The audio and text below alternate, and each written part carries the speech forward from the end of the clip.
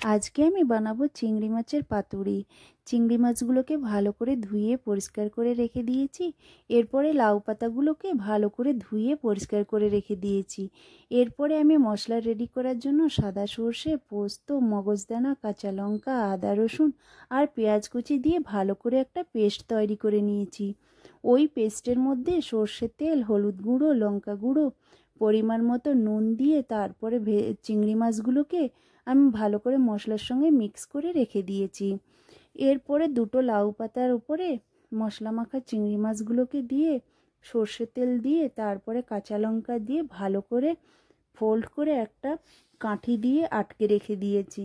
তারপরে তাওয়াতে 2 চামচ সর্ষের তেল দিয়ে একে একে লাউ পাতাগুলো দিয়ে ভালো করে 10 মিনিট লো ফ্লেমে স্টিম করে নিয়েছি।